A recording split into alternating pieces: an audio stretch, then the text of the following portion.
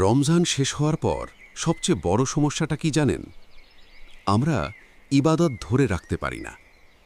ধীরে ধীরে নামাজ কমে যায়, কোরআন বন্ধ হয়ে যায়। কিন্তু রাসূলুল্লাহ সাল্লাল্লাহু আলাইহি ওয়াসাল্লাম আমাদের একটা সহজ পথ দেখিয়েছেন, মাত্র ৬টা রোজা, যেটা আপনাকে রমজানের সেই অবস্থায় ধরে রাখতে পারে। একটু চিন্তা করে দেখুন, রমজান মাসে আপনি কেমন ছিলেন? সেহরি খাচ্ছেন, ঘুম ভাঙছে কষ্ট করে।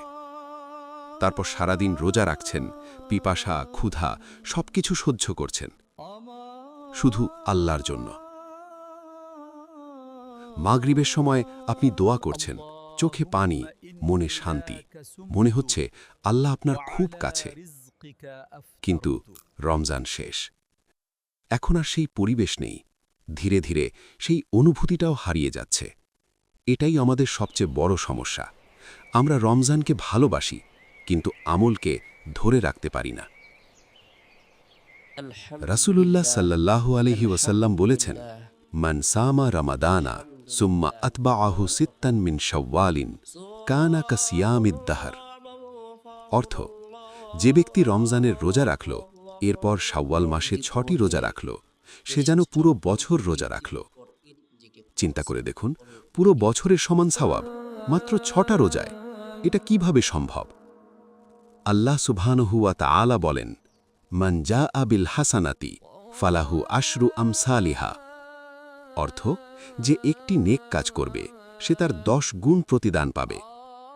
তাই হিসেবটা এমন, রমজানের ৩০ রোজা সমান ৩০০, শাওয়ালের ৬ রোজা সমান ৬০, মোট ৩৬০, মানে পুরো বছরের সমান। এখন আপনি নিজেকে জিজ্ঞেস করুন, আপনি কি এই সুযোগটা মিস করতে চান? রাসূলুল্লাহ সাল্লাল্লাহু আলাইহি ওয়াসাল্লাম বলেছেন, আহাব্বুল আমালি ইলাল্লাহি আদওয়ামুহা ওয়া ইনকাল্লা। অর্থ, আল্লাহর কাছে সবচেয়ে প্রিয় আমল হল যেটা নিয়মিত করা হয়, যদিও সেটা ছোট হয়। এই হাদিসটা খুব গুরুত্বপূর্ণ। ইসলাম আপনাকে পারফেক্ট হতে বলেনি, ইসলাম আপনাকে কনসিস্টেন্ট হতে বলেছে।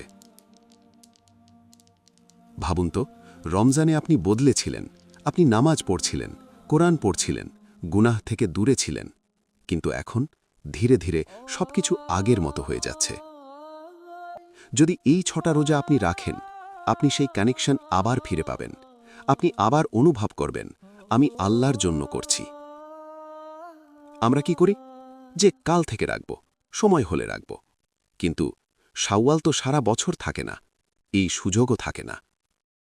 আজ আপনি সুস্থ আছেন, সময় পাচ্ছেন, কিন্তু আগামী বছর আপনি থাকবেন, এই গ্যারান্টি কি আছে? এটা হয়তো আপনার জীবনের শেষ শাওয়াল। তাহলে কি করবেন? শাওয়ালের ৬টা রোজা রাখুন।